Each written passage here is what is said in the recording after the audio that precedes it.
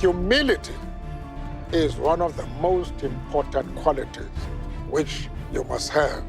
Because if you are humble, if you make people realize that you are no threat to them, then people will embrace you. Welcome to the Fidelis Leadership Podcast, a place of learning for those who aspire to leadership excellence. Here's our host, Mike Etor. Lavelle, the CEO and co-founder of Harbor, brings a wealth of experience from his role as the founder and chairman of Mizzen+Main. Kevin invented the world's first performance fabric dress shirt and built Mizzen+Main to hundreds of millions of dollars in omnichannel revenue and transformed the menswear industry. Kevin is not only a dedicated entrepreneur, but also a loving husband and father of two. His second startup, Harbor, is revolutionizing sleep for families with young children with a groundbreaking baby monitor and remote night nanny platform.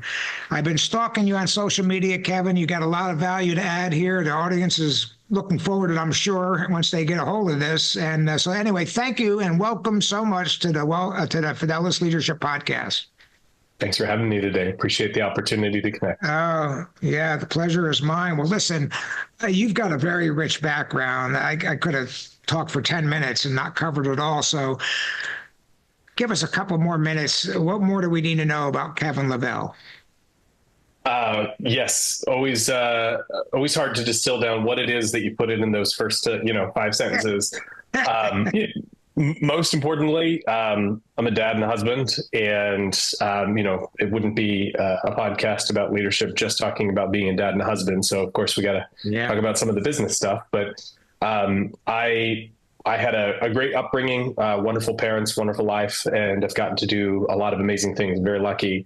And in the kind of early 20-teens, I had this vision to create a performance fabric dress shirt. I was sort of wanting to build something for a little while. It felt like the entrepreneurial boom that happened post the global financial crisis was exploding, and I wanted to be a part of it. And I did not envision myself to be an entrepreneur growing up. It wasn't in my background. It wasn't in my family's background. But as it turns out, now I've done one startup and I'm building my second. I think I have a unique set of skills that have enabled me to build, groundbreaking products and break industries and do things differently. And I hope to be known for the success and the teams that I build there. But I will come back to the thing that I am most proud of is being a loving husband and being a dad of 2 great kids. And it's fun to get to talk about building companies and share my lessons learned, because I have made a lot of mistakes along the way, and there are some really great lessons I've learned. So hopefully, your listeners get 1 or 2 tidbits out of here that help them make some better decisions. Yeah, I'm sure they will. I have 3 questions for you. Where did you go to school? Where'd you go to college? What was your degree in? And what did you think you were going to do after graduation? What did you aspire to as a professional career? I went to Southern Methodist University here in Dallas, Texas. I still live here. And it was a scholarship to school that brought me out here to Texas. My sister came to SMU and also got a scholarship. So love our school and feel very fortunate that I was pulled to Dallas.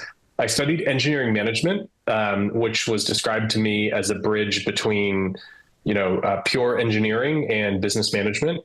And in some respects, it was exactly that and a great degree. And in others, it was not enough engineering to go be an engineer and not enough finance or accounting to go work in the traditional kind of business sense. And so I wasn't actually quite sure what I wanted to do, but I'd grown up. I'd loved math and science. I was in the magnet program in high school. And so that was generally the direction I was interested in. And I wasn't sure what it was going to do, but the global financial crisis hit in 2007, 8. I was a senior in that time frame, and as I started through the application process to apply to a few consulting firms, I was very fortunate to be hired by Oliver Wyman. And I definitely did not anticipate what ended up happening, which was I spent my first year, I worked in Dubai. So I was hired as a management consultant out of school here in Dallas, and ultimately started my job and my career working in Dubai, and worked in Dubai, Qatar, and the Kingdom of Saudi Arabia over the course of a year, and had an incredible kind of, I think there are very few jobs that can start a career better than management consulting, right? Investment banking, management consulting, you're going to work 80 to, in some cases, 100 plus hours a week. And you're going to just be thrown into the fire of business. You're going to have to learn a lot very quickly.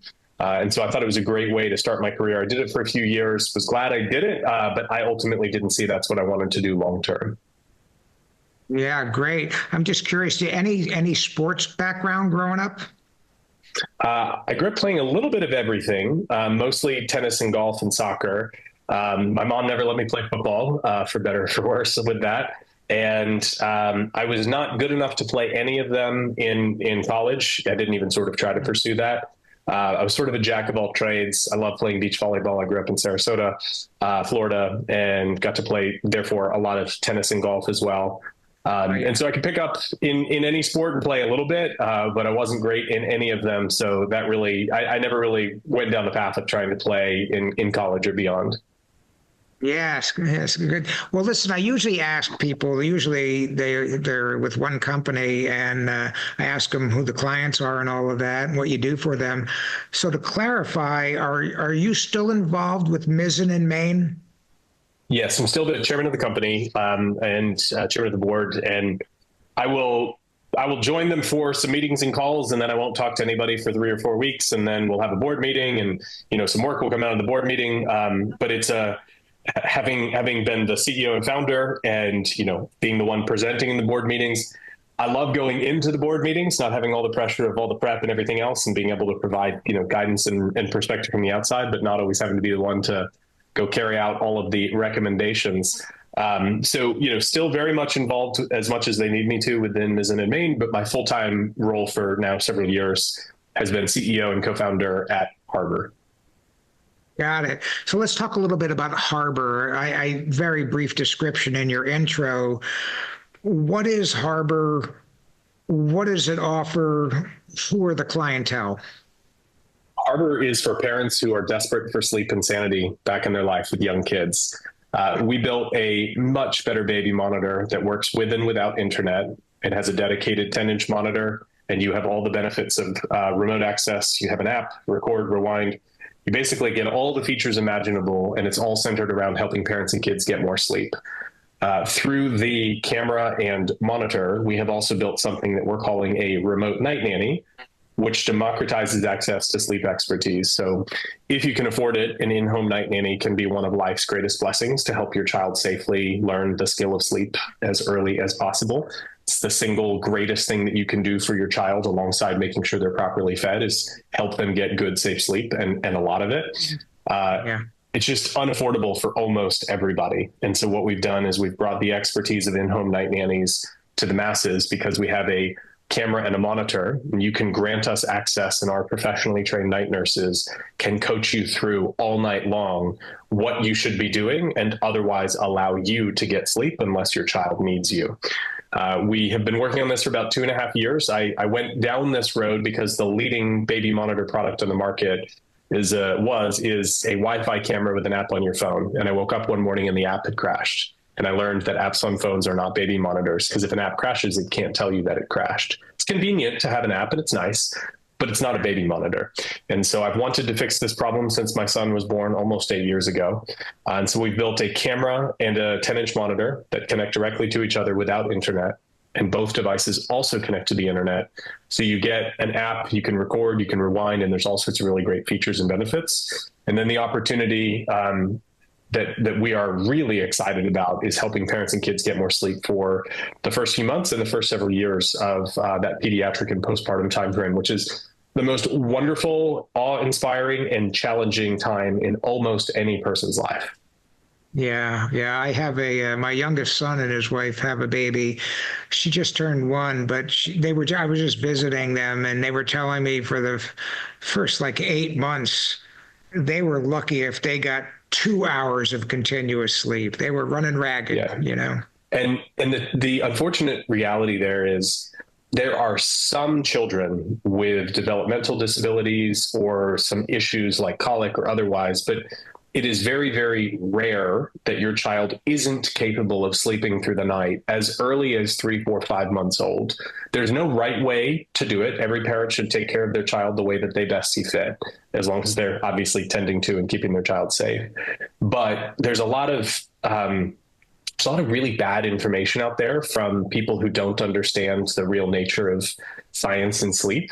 And they shame and guilt parents into the thought that if they're not tending to their child's every whim and cry all night long, that they're maybe somehow doing harm to their child, when in fact the opposite is true.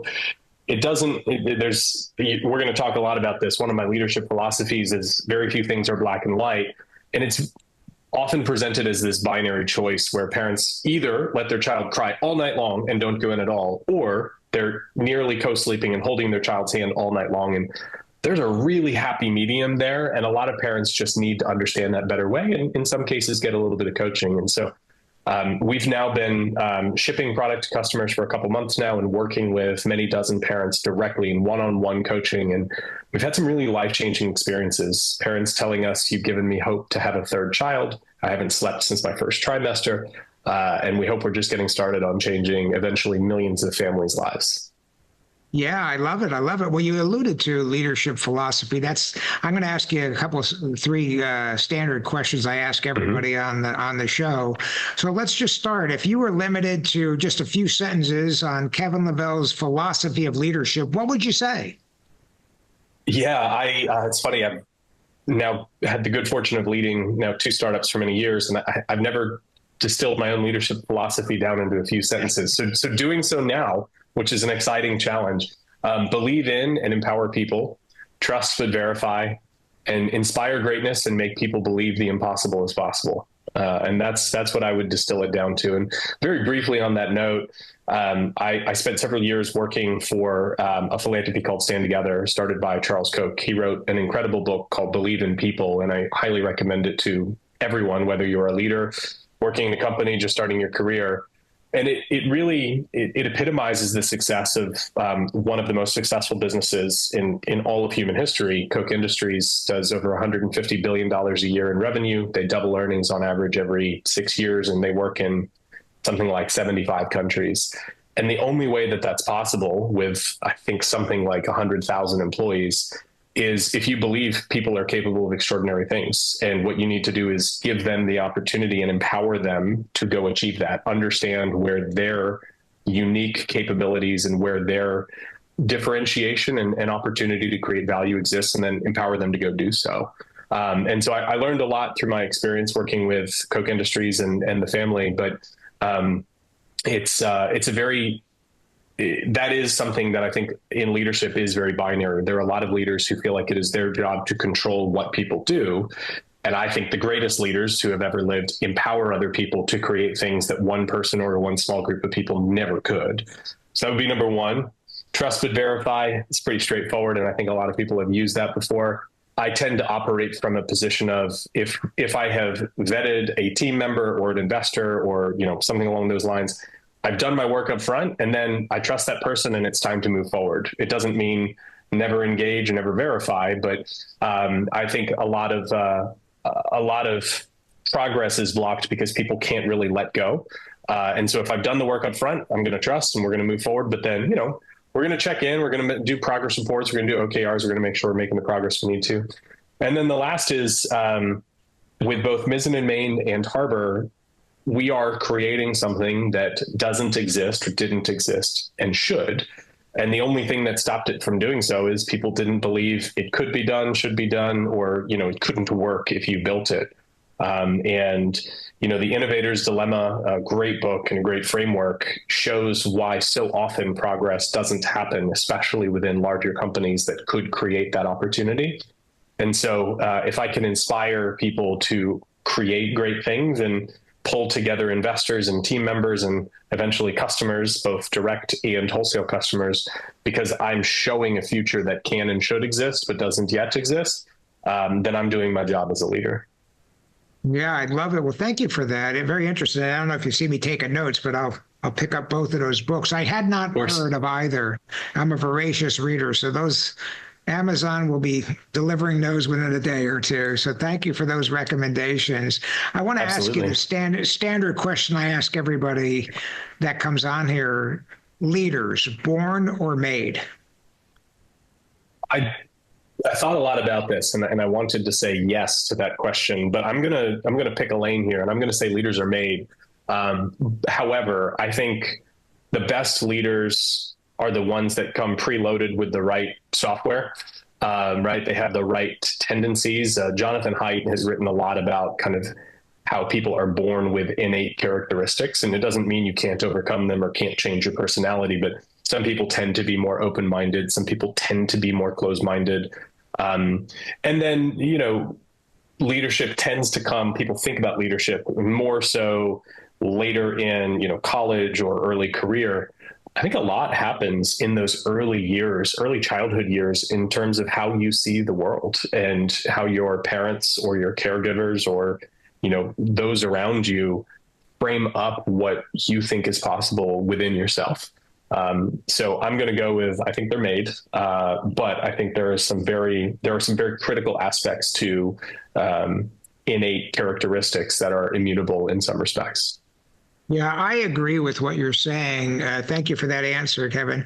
I've been in the leadership game. I have my first role as a leader was as an 18-year-old Marine. I was in charge of 12 other Marines. And since that time, I have been in leadership roles or leadership development positions for 50 years. I'm 68 years old. And so I have been around. I don't know if I've been there, done that, but I've been around for sure. And my perspective is the same as yours. I do think some people, much like sports ability, mathematical ability, musical, I think some people are just born with more on their hard drive than others. That said, if they don't work hard, they'll be average at best. Yes. And the people that weren't naturally gifted, leadership is one of those things, unlike sports. I think everybody with the desire and willingness to put in the reps, so to speak, I think they can not only be a good leader, I think they can become a world-class leader. Not necessarily in a world-class organization, Fortune 50.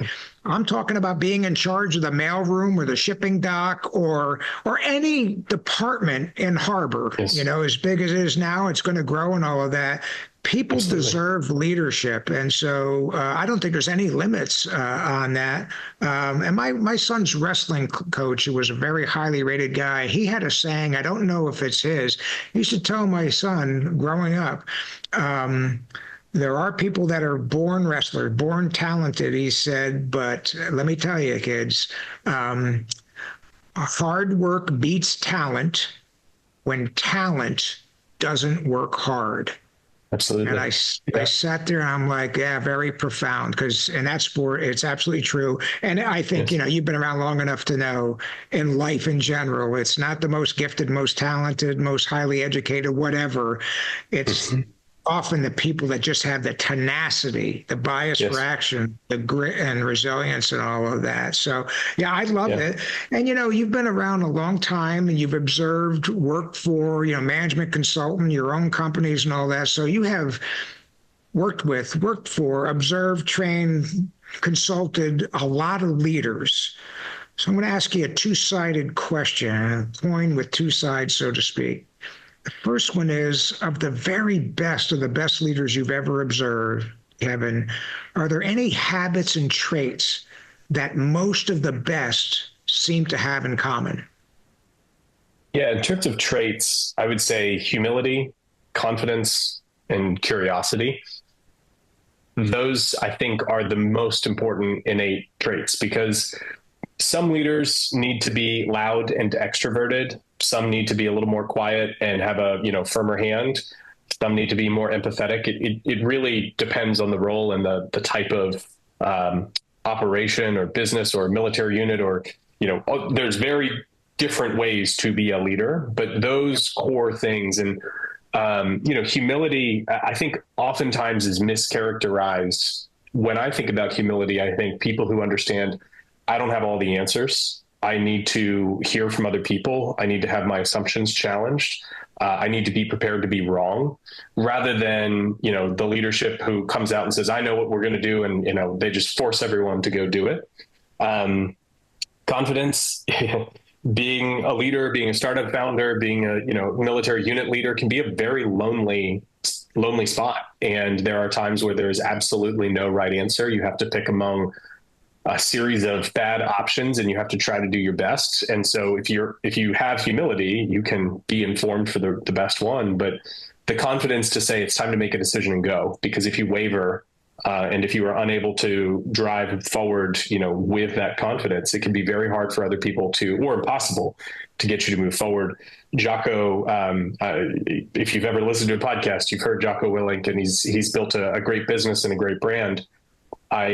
There's so many times in his podcast where he talks about, he'll be working with business leaders, and they'll say, well, I can't go do that. You had it easy. You were in the military. You just told people what to do. He's like, no, that's not how it worked. You didn't just tell someone to do it and everyone immediately went and did it. You had to, you had to work to build the trust among the people that reported into you, and you had to work together, and you still have to have confidence to go do it.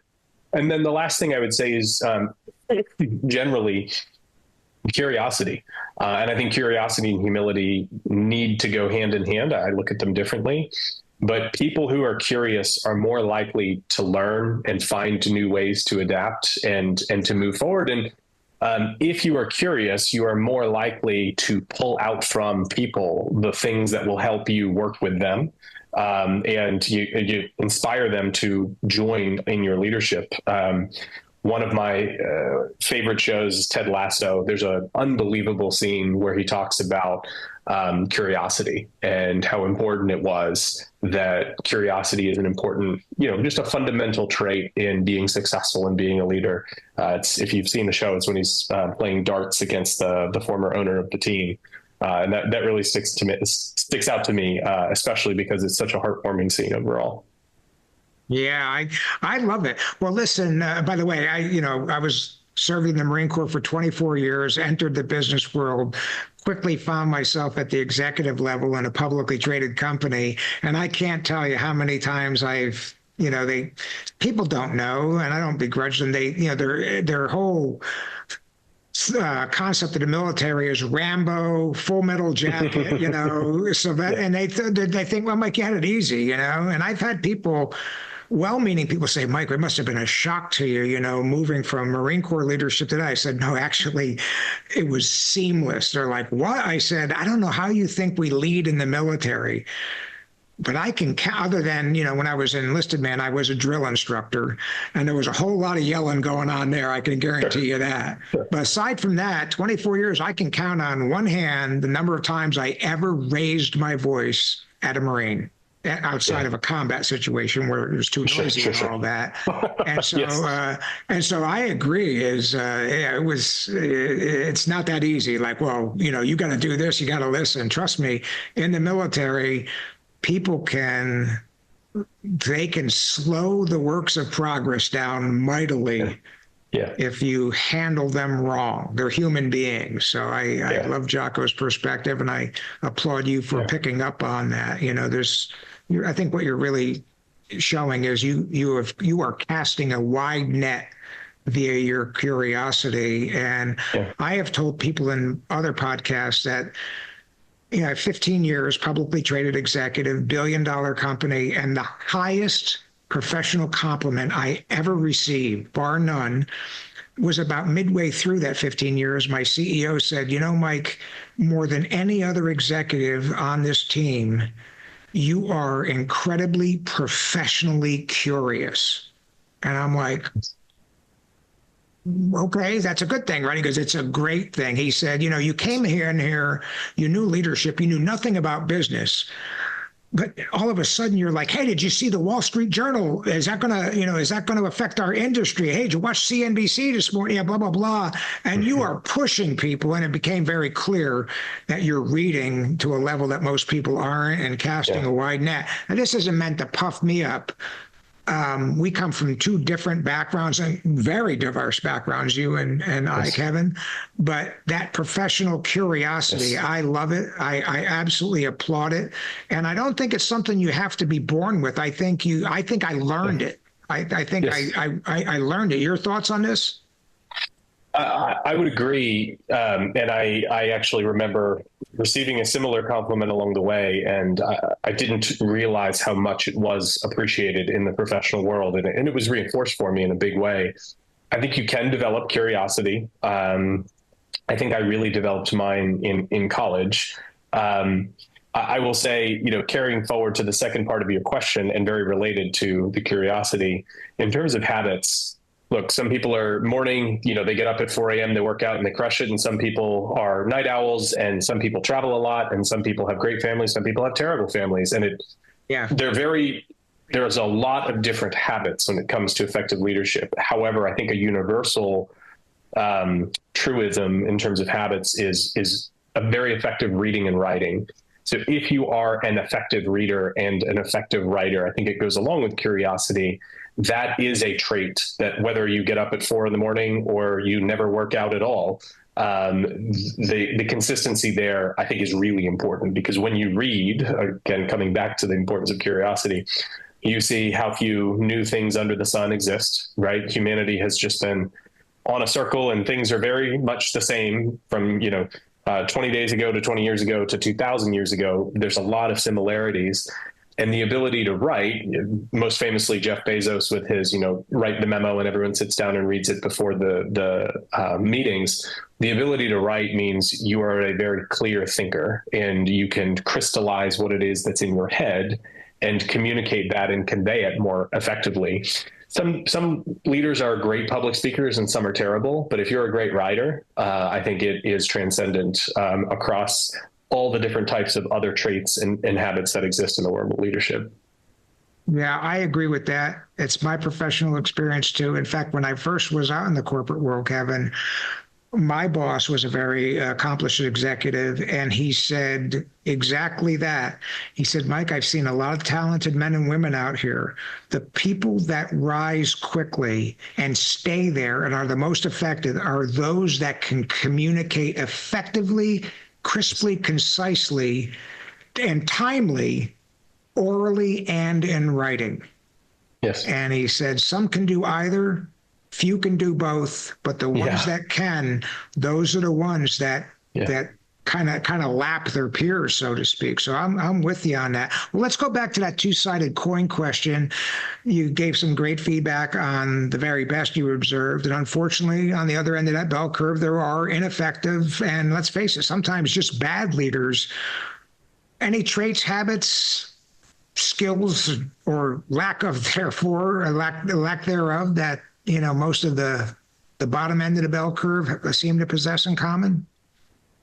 Yeah, the way that I would sum this up would be arrogance, mistrust, and stubbornness in terms of the traits.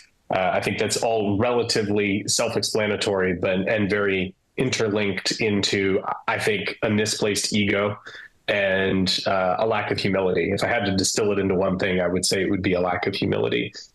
There are some incredible leaders who do all the great stuff that we just talked about, that maybe they raise their voice, maybe they're disrespectful at times, but overall, they're still a really great leader on all of the above.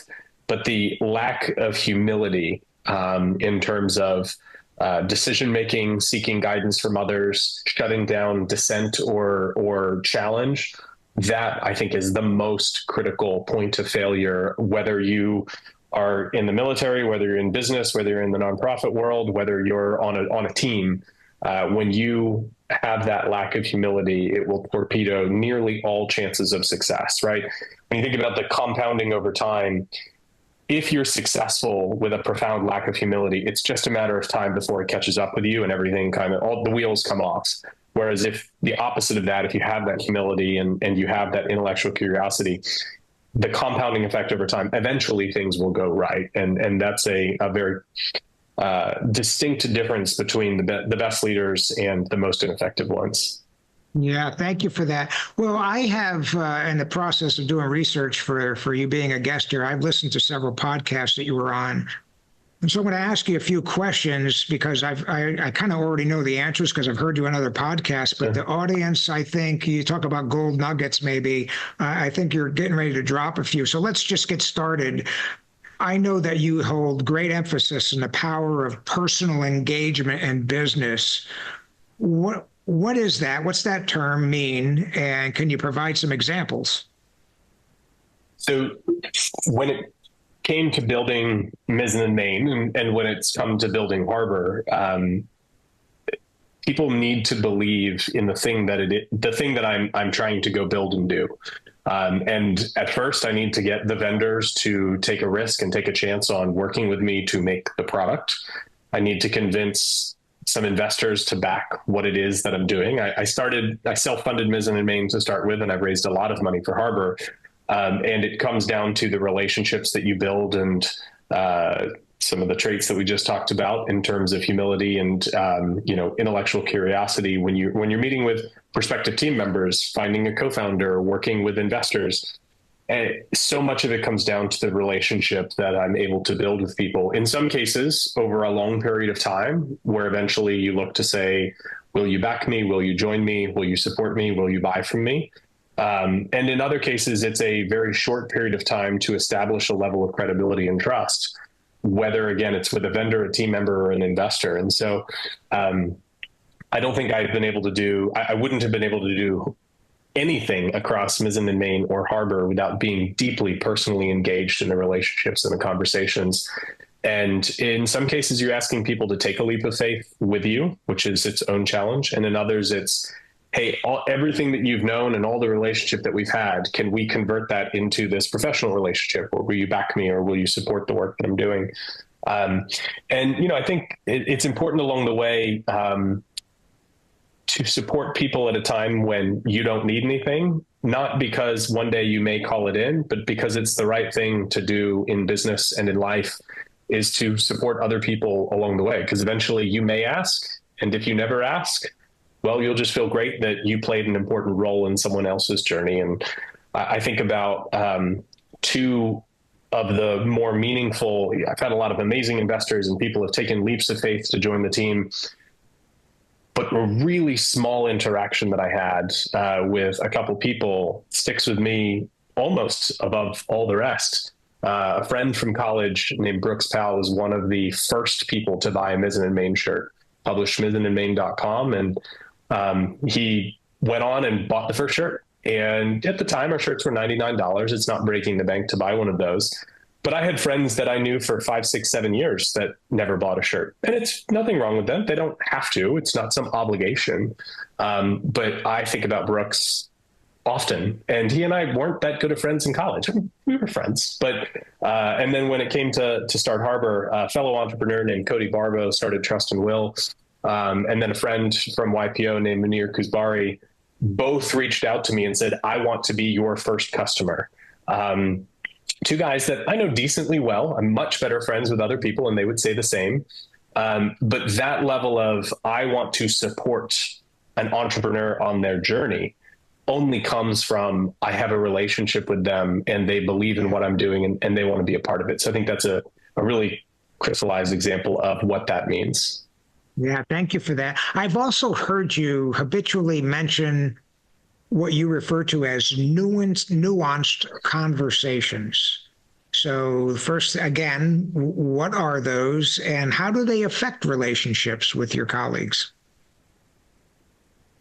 We talked about it very briefly at the beginning, but so much of the world today, unfortunately, operates, especially with social media, in this black or white, right? Do you support this? And there's a finger that's pointed and there's a lot of loaded, feelings or meaning behind it. And there's just not a lot of things that are 100% black and white. Certainly they exist, but most of the world that we live in day to day, there is some level of gray area. And so when I think about those nuanced conversations, that's where you need to put in the work to build the trust with people. And if you just catch up for 3 minutes over a text message, you're not going to get to the heart of a challenge, an opportunity, a something. But if you spend time talking with a friend, a colleague, an investor, a vendor, you can get much deeper, and the opportunity to create value, to better understand somebody, to find a way to be helpful is just so much greater. And with black and white and often surface level engagement, it's hard to get to those deeper levels where there's so much more opportunity. And oftentimes there are real challenges that require you to face them. But if you do, you get to know a team member better and understand a challenge or a problem that they're going through. You may not be able to solve it, but you can express genuine empathy, and they can understand that you are there as a helping hand, a voice, a shoulder to lean on. Even if you don't have the solution for them, they will feel more likely to remain connected. And then, when you find the opportunity to be helpful or be productive for that person, it only came about because you went much deeper than, again, those surface level or black and white conversations. Yeah, thank you. Like me, you place a lot of value on storytelling, the effectiveness of telling stories as a leader. I absolutely agree. I'll go as far as to say I think the most effective leaders are either naturally or by development adept at telling stories that people can understand. I see what he's saying. I get it.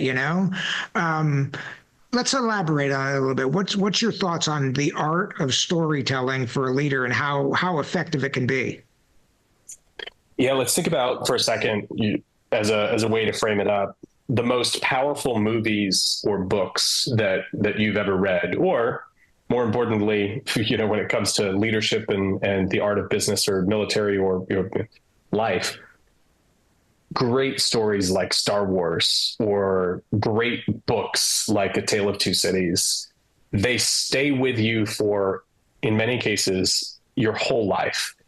You feel something deep within you that you cannot possibly articulate the same way that it really made you feel. There's so much information thrown at us all the time. I don't know how many ads I see on a given day. I spend a lot of time online. Driving around, you're watching a show, just nonstop, just bombardment. Yeah. A story stays with you. And storytelling is as innate to humanity as it comes, right? We have caves where people have cave drawings before language really existed. And then as soon as language happened, we were telling each other stories. And then most of humanity was trying to figure out how to spread those stories over time to share knowledge and to lead and to bring people together and fight the enemy. And so when I think about storytelling with Mizzen+Main and with my career in philanthropy and now with Harbor, I don't necessarily see that I'm going to tell a story in the same way that, Star Wars sticks with somebody. However, when I communicate through our advertising, when I communicate through blog posts and social media and interviews, most things that we talk about or hear in a given day are going to be forgotten within minutes. But if we can share a story, it can stay with people for much longer. So one of the examples, and I'll very briefly share a short story because it highlights the relevance. In the early days of Mizzen+Main, I got a high school friend of mine followed me on Twitter and Mizzen+Main on Twitter in the same day. I hadn't talked to him in many, many years. He was the only professional athlete from our high school that made it, but we didn't know each other that well. And so I didn't really want to stay, I didn't want to bother him. And he said, "Man, I love your shirts. This is amazing." And we were a year or two in. And at the time I was packing and shipping every single shirt myself. And I just thought I would have known if he bought one. I wonder how he got one. But how did he get one? I'll go back and say, I was really good at getting press for Mizzen+Main. I was really good at getting press far above our weight class. Like we got a New York Times article, and my dad came to me one day and said, "Well, hey, you don't have an article in the Sarasota Herald Tribune." And I had some ego in the early days of, hey, I was in the New York Times. What do I care about the, local hometown paper? I'm in the New York Times. But you had to remember humility matters. And so I reached out to the Sarasota Herald Tribune and I said, hey, I'm a Sarasota High School graduate. We've gotten some press. I'd love to share my story with the Sarasota Herald Tribune. They wrote a great article. It was actually one of the best articles, maybe the best article that we had written about us in terms of the amount of context and story that was told. And so I reached out when my friend followed me and I sent him a DM. I said, Ian, how did you find out about us? And he said, my wife's mother read about you in the Sarasota Herald Tribune, and she ordered one for me for Christmas. And so that's why I didn't recognize the name that was on there. And as it turns out, he invited us to do a trunk show at Nationals baseball team locker room, which then led to an explosion of interest in the world of pro athletes for Mizzen+Main, which led to a deal with JJ Watt and really the explosion of the business overall. And I share that. I'm not perfect at telling stories, but it's likely that the humor in that story of the Sarasota Herald Tribune versus the New York Times and the one friend who'd made it to be a pro baseball player of everybody that I knew, it's more likely that someone's going to remember that than almost anything else from this that we've talked about, where we've talked about great information and leadership traits and all of that. I feel like it's more likely, and I say I feel like it, I know that people are more likely to remember that aspect of this than almost anything else that we say today. And it doesn't mean that we shouldn't talk about leadership traits and we shouldn't talk about things that we should try and do better or how to run a business. But when you tell somebody a story, it's likely to stay with them for much longer. Yeah, I agree. And, what you really did there is I always tell people that I've learned, plant seeds, but you never know which one's going to sprout to be the mighty oak. And so absolutely. I don't know if Sarasota, the newspaper, outdid New York Times for revenue, but it sure was beneficial for you and the company, no doubt. Absolutely. Absolutely. Yeah. Well, you've also mentioned how important you think gratitude is to your success as a business leader. Can you share some thoughts on this? In the early days of Mizzen+Main, we started to see some success. Life was crazy. The info at mizzenandmain.com was forwarded directly to my inbox. And I started to, in some ways, lose my mind. I mean, I was overwhelmed and drowning every single day. We were doing better and better as a business, but I still had almost no money myself. I put everything I had into the business. I didn't pay myself for a couple of years. And man, I was stretched, strapped, exhausted, flirted with depression, that feeling when you don't want to get out of bed in the morning because you just have so much on your plate and you're not even sure what to do. And there was a really great blog article by a guy named Tim Urban. His blog is Wait, But Why? And he talked about visualizing your life. And he says, if the average human would be lucky to live to 90 years old, and in a given year, there are 52 weeks. So he said, imagine 52 columns across and 90 rows down. And every one of those intersecting points, if you put a box there, is 1 week of your life.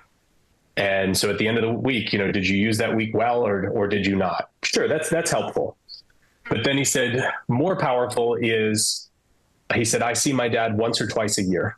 And his dad was in his, I think, late 60s. And he goes, if you think about that, of my boxes, his boxes are almost up, but how many more boxes, how many more times am I going to get to see him? And you can literally visualize how many more times you are likely to see your parents. And if you don't live in the same city as your parents, by the time you're 18 years old, I think it's either 95 or 98% of the time that you will spend with your parents on Earth is used up. And that visualization, it really changed everything about how I saw my life. And I'm grateful every day. I've never gotten to thank Tim for that piece. I've said it online, but I've never gotten to thank him for it. But it caused me to really change my perspective. And you're overwhelmed, you're flying 1,000,000 miles a minute, and your flight is late, the flight attendant is rude, someone cuts you off in traffic, and you just can blow a gasket pretty easily, and a lot of us do. And I'm far from perfect. I don't even sort of have all of that settled. But in 2017, I really had to reframe my thinking of how lucky I was to be on this earth. how I wanted to spend my time with my wife and my kids and my parents and my friends. And it has allowed me to weather a lot of storms, a lot of things that have happened to me, I think just a lot better than I would have otherwise, because the small stuff was starting to like slowly kill me. And if you're building a business, if you're raising a family, if you live on this earth, you're always going to get bombarded with stuff, with hard times. And so that approach to gratitude, starting to journal, starting to reframe how you think about things that happened to you, have helped me keep sanity, and just frankly, cliche as it sounds, just be grateful to be alive. I ride my bike to school with my son a lot of mornings, and my daughter now, because she's now learned how to ride her bike. And it is one of the life's simplest pleasures. And it's so simple, but so joyful. And it brings me a level of happiness that I never could have imagined prior to having kids. Yeah, I love it. I love the riding the bike to school with your son. Those are precious moments. And, well, it won't be long before he's 18 years old. And so good on you. Cherish those times. I have 4 children, and I got to tell you, it goes incredibly fast, so good on you for investing that time. Well, listen, you did it at Mizzen+Main, and you're in the process of doing it at Harbor. And I'm talking specifically about building thriving, effective cultures. Any cliff notes, so to speak, on people of how do you establish and sustain a solid culture? All the leadership traits that I talked about earlier. So the humility and the conviction, the curiosity and the confidence. And then I would say open and honest communication, and creating a culture of ask any question anytime, and being very transparent about what's working well, what's not working, what are we trying to fix, what has to change. Reality will happen whether you want it to or not, or whether you try and hide it from people or not. And so it's much better to just tell people exactly what's happening. And in the world of a startup, especially, people know what they're getting into mostly when they sign up for a startup, right? It's very hard, and your survival is on the line for many years until you sort of reach an inflection point. And so from the very beginning, I've written a weekly investor, advisor, and employee update. How are we doing? How much cash do we have? What's working well? What's not working? What challenges do we have to tackle? And I've shipped now, I don't know, 150 some odd, 125 some odd weekly investor updates.